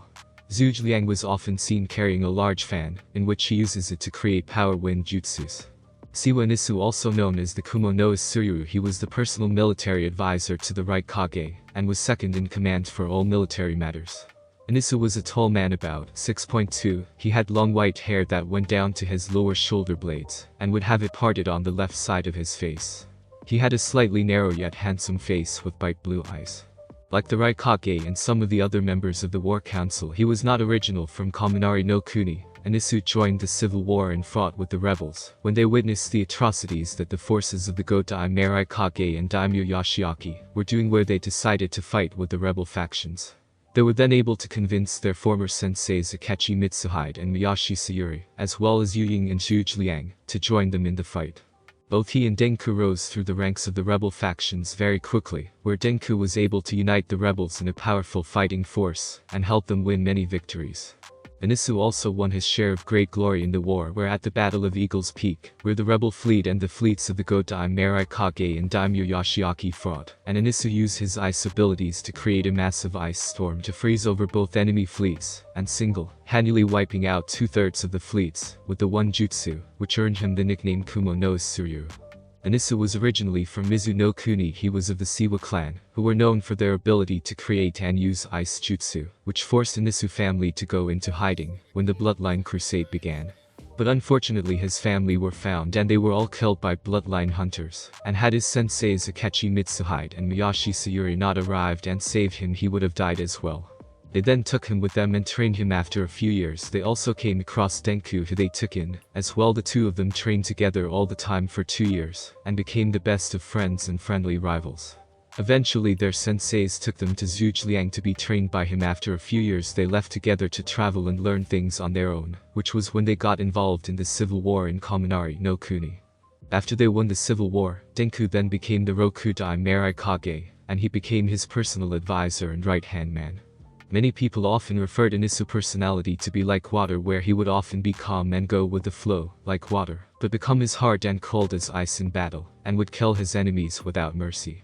He was also very mature despite his personality, and would get serious when the situation called for it. He would often talk and joke around with the Raikage, and the two of them could be found often sparring with one another, since they had a sort of rivalry in terms of getting stronger. Inisu was also extremely loyal to his friends and to his loved ones, and would not hesitate to put himself in harm's way to protect them. Inisu wore a black sleeveless shirt with black shinobi pants, and wore black boots with steel tips at its toes and heels, as well as wore a white trench, with the kanji symbol for frost on it back with blue snowflake on the edges of the trench coat. He also had a green sash around his shoulders, held together by a round clip. The sash held his long sword sheath in place on his back, and is tied to it at either end. His sword was called Hyorin. Merit blade was about 1.4 meters long, with the exception of the guard, which is in the shape of a 4-pointed bronze-colored star. After everyone was seated, the Raikage began the meeting. Thank you all for coming so quickly. I know that you all were busy working with your own duties, but information that I have just recently received made it vital that I speak with you all now, spoke the Raikage. What exactly is it that is so important that you had to call a war council? Raikage-sama asked Ryu. 2 hours ago, Captain Yurichi of the Bolt Division arrived in my office informing me that she was able to make contact with the rebel factions of Mizuno Kuni. Although she could not get an alliance with the rebel factions, she was able to make an agreement with them, where in exchange for food and medical supplies, they would agree to share information with us on the plans and movements of the Mizu Daimyo and the Go Daime Mizukage forces, said the Raikage. This of course got several murmurs to go around the war council. But why would they not want an alliance with us? They could do with all the help they could get, asked Kane. It's simple, they don't trust us, answered Goto. But why don't they? We have never attacked them, we share the same enemy, we should help one another, Kane openly spoke. Even though we share the same enemy, once they are gone we could easily turn on them and take over Mizuno Kuni, where they would have traded one corrupt and cruel ruler for another corrupt and cruel ruler, or at least that how they might see it, answered Yu Ying. But we're not like that. The Raikage built Heavenly Alliance so to unite people and ensuring people are treated fairly, and that nations could solve their problems peacefully, said Kane. That may be well and true, but the rebel factions of Mizuno Kuni know very little of use, other than that the Raikage-sama wiped out an entire fleet of Mizuno Kuni and Kiri warships, with over 8,000 Mizu warriors and samurai, along with 2,000 Kiri shinobi. They have no real reason to trust us, and if we want their trust we have to earn it, said Soifin. Captain Soifin is correct that we have to earn the trust of the rebel factions, if we want them to be our allies. But the matter on the alliance between us and the rebel factions of Mizuno Kuni was not why I called this meeting, spoke the Raikage seriously. This caused everyone in room to be silent and listen to the Raikage. The reason I asked you all here was because when Captain Yurichi arrived and informed me on the agreement between us and the rebel factions, she also informed me that on her way back, she received information from Sato Hajime, leader of one of the rebel factions of Mizu no Kuni. He informed me that 5 days ago Princess Sachi of Yumi no Kuni, Sea Country, was captured by a squad of warships sent by the daimyo of Mizu no Kuni, and the Go Daime Mizukage to capture her, said the Raikage. This got many shocked looks from several members, as well as some gasps of surprise from others, and a few frowns from the more senior members. Are you certain of this, Raikage-san asked Lady Kicho in a serious tone voice, and was frowning in anger since she knew Princess Sachi well, since they had met several times, and consider each other friends. Yes, I am. Not long after I spoke to Sato, I made contact with King Tsuki Michiru through the projection ball I gave to him when Tsuki no Kuni became our ally. He confirmed with me that the princess had been captured by Mizu no Kuni, and Kirigakure, replied the Raikage. Those bastards, do they really think that we let them get away with kidnapping the fiancé of one of our allies? Kane spoke angrily. Raikage-sama, did they make any ransom demands for the return of the princess to either Yumi no Kuni or Tsuki no Kuni? Asked Zhuge Liang calmly. Yes, when I contacted King Tsuki Michiru, he had just received a message from the Mizukage and the Mizu Daimyo, stating that they have captured the princess and were holding her prisoner until both countries agree to give full control of Mizu no Kuni and Yumi no Kuni trade alliance to Mizu no Kuni, as well as full control of their fleets to Mizu no Kuni whenever they needed them, and that the shinobi of Tsukigakure, Hidden Moon, would come to fight for Kiri whenever they called for them, stated the Raikage. Do they really think that either of those two countries will agree to such demands? Said Hamryo angrily, since it pissed him off what the Mizukage and the Mizu daimyo were doing. They may have no choice. She is the princess of Yumi no Kuni, is well loved by her people. Not to mention, I hardly think that her brother, her father, the Yumi daimyo, will let her rot in some prison in Mizu no Kuni or even be killed for not agreeing to Kirigakure and Mizu no Kuni demands. I also don't think that the Prince Ikaru of Tsuki no Kuni will allow either of those things happen to his fiancée either, stated Inisu. Raikage-sama, didn't the princess have any shinobi bodyguards with her or have a large fleet to protect her? Asked Sayuri. Unfortunately, the princess insisted that she only have a light guard of 20 royal guards and a team of Konoha ninjas with no escort ships. I had offered to send ships or some teams of our own ninjas to protect the princess, but the Yumi daimyo insisted on using Konoha shinobi, considering his past dealings with them. Answered the Raikage. Who exactly did Konoha send to protect the princess? Asked Kaiwengi. They sent Rock Lee, also known as Konoha ni Daime, no Kedakai Aoi Moju, Konoha's second prideful green beast, one of Konoha top jonin fighters, and husband to the clan head of the Kurama clan, Akamichi Choji, as known as Konoha no Kaijin Kyud, Konoha's strong-armed giant and heir to the head of the Akamichi clan, as well as member of the Neo Ino Shikacho, Yuhi Saratobi Karini, Konoha famed genjutsu specialist. Former wife of the late Saratobi Asuma of the Shugonin Jinishi, 12 Guardian Ninja, and aunt to Konoha no Inku, Minky King of Konoha, Saratobi Konoha Meru, and Haruno Sakura, also known as Konoha Chiyu Sakura, Healing Sakura of Konoha, an apprentice of the Go-Daime Hokage, answered the Raikage neutrally. Ha! So much for Konoha's best, scoffed Shiden. There's more. I'm afraid it seems that the rumors of Kirigakure having volley guns from Yuki no Kuni are true, and have placed them on their ships. They have even made them more compact by building handheld versions of them for their shinobis to carry, said the Raikage. This caused many worried looks to appear on the faces of many of the War Council members. Are you certain of this, Raikage-sama? Asked Kisuke with a slight frown on his face. Yes. Sato gave me a perfect description of what the ones on the ship looked like, and they match what the large volley guns look like, said the Raikage. This could cause us a great deal of trouble if we do not deal with this quickly. Do we know where the princess is being held? Asked Lucian. Yes. She being held in the hold, answered Yuruchi. This caused many people to frown, since they knew that the hold was the strongest prison in all of Mizu no Kuni. It figures that they would put the princess there, since it is the most secure place they could put her in, said Misato. But the question now is, what do we do? Mitsuhide asked openly. Isn't it oblivious we have to rescue her? We can't let Carrier Mizu no Kuni think that they can get away with doing something like this to our allies without paying the price, shouted Ganning to Mitsuhide as he stood up, in which he then turned to face the Raikage. Raikage-sama, give me the order, and I have a full battle group of our best warships ready in a day, 2 at the most, and we take the prison and rescue the princess, said Ganning. No? If you go there like that, you will most likely be intercepted by the fleet of ships that they have stationed there. Plus, even if you break through their ships, you have to deal with the prison defenses, and even then the princess could very well likely be killed or injured as you attack the base. They could even take her out of the prison when you attack and take her to the capital of Mizu no Kuni, where we would never be able to rescue her, then Kane said to Ganning, and then turned and stood up. Raikage-sama, this is a job for my Skyhawk ninjas and I. Give me the word, and I will lead a squadron of airships loaded with 3 dozen of my best flyers to attack the prison. While the airships attack the prison, my men and I will fly into it and get the princess out before the Kiri ninja there knows what has happened, said Kane confidently. I'm afraid that will not work either, Kane-san, since most likely Kiri will have their new volley guns on their defense towers, not to mention the ships there will have them too. Hence, when the airships are flouting around the prison firing on the enemy, they will make easy targets for Kiri volley guns to fire upon and be shot down. Even if you have the airships stay up high so that the volley guns won't be able to hit them, the airships will still have to come down to pick you and your people up, hence they will be shot down. Plus, the prison holds up to 300 prisoners, and we do not even know what cell she is being held in, stated Nady, in which she turned to the Raikage. Raikage-sama, I believe this situation is best suited for the Bold Division, since they are trained for quick inflations missions like this one, or better yet have some of my clan members go into the prison and sneak into it, and get the princess out of the prison without them ever knowing how she ever escaped, said Nady. Many of the other members of the War Council nodded their heads in agreement, likely that plan the best out of three, since it had the best chance of succeeding. Although your plan does sounds like the best plan out of all three plans, Nady-san.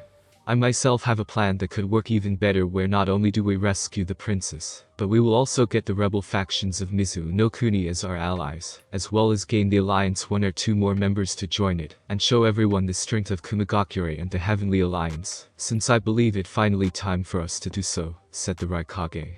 This caused many of the members to go wide-eyed, while others raised their eyebrows in surprise, since for the past 3 years since the Heavenly Alliance first formed, they have kept their true strength hidden from the world, until they were fully ready to reveal themselves. Now it seems that the time had come to begin to show what they were truly capable of. Are you certain a time, Raikage-sama? Asked Byakuya, to which the Raikage just nodded. So what exactly is your plan to free the princess and gain the rebel factions of Mizu no Kuni as our allies and new members into the Heavenly Alliance in one fell swoop? Raikage-sama asked Goto the Raikage, then handed out some folders that he had been carrying when he entered the War Council room. When everyone had one each, he asked them to read the plan detailing what he planned to do. After about 10 minutes everyone had finished reading the plan. Many members had raised eyebrows in either surprise or interest. A very bold plan, Raikage-sama, said Zhaoyun. I concur, although it could very well work, said Retsu. Can we really do what it says we have to do in the time frame we have, asked Nady.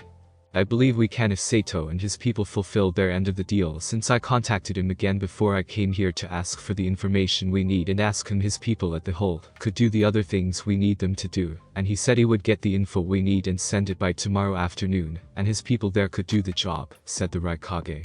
But still, this plan relies a great deal on Sato giving us the correct information and for his people to do the job right. For all we know, he may sell us out and lure us into a trap, or they could ruin the plan for us altogether, said Raikin.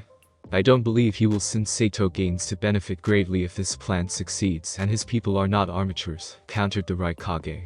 I have to say this is by far the most daring, reckless and bold plan I have ever come across, yet it still has a very good chance of succeeding, said Zhuge Liang, with a slight amusement in his voice, and a small smile on his face. Thank you, sensei, I do try not to disappoint you, said the Raikage with his own smile. It seems that you have thought of everything in this plan, which I'm guessing you were able to form this plan from studying with the plans on the hold and the other intel we had on it, that we were able to steal from Kiri. You even considered the possibility that volley guns are stationed on their guard towers, and they may have ones hidden somewhere, as well as how to delay the Shionbi stationed there, and cause utter confusion when we attack. A very impressive, Raikage-sama, said Ryu. Well, you got my vote on it, since it fits my style perfectly, since it's bold, flashy, and sends a clear message to the world, what we're really capable of. Plus I was getting tired of us hiding away what we truly capable of, said Hamrio with a slight smirk on his face. So does everyone agree to my plan, or shall we do Nady-san plan instead, asked the Raikage. After a few minutes of discussing with one another, the War Council voted and put to a vote where it was decided that they would go for the Raikage plan. Very well, then by tomorrow we should have the information on the locations of all the prisoners, and who is, in what cell, as well as the locations of all the volley guns there if they are there. After which we will then have 2 days to prepare the forces needed for the operations. It then should take another 2 days by airship to get to Mizu no Kuni. On the 3rd they will attack the prison, in which hopefully Sato people will be in place and be ready when our forces attack, and our teams will rescue the princess, and the following day the teams will meet our escort fleet at the meeting point, stated the Raikage. Once everyone nodded their heads in agreement, they all left to discuss with themselves what will happen in the next few after everyone. But the Raikage had left the War Council room, but he too soon left to go home. But as he did, he was in deep thought. The winds of change are finally beginning to blow. Soon a storm will arrive that will destroy this cruel and corrupt world that refuses to change for the better, and a new peaceful and better world shall be born from its ruins, thought the Raikage as he left the War Council room. Thanks for listening. I do hope you enjoyed it. If you want the next part of this video, like, subscribe and comment down below and turn on the bell notification. And also check out other videos that I have created and enjoy. See you in the next video. Peace.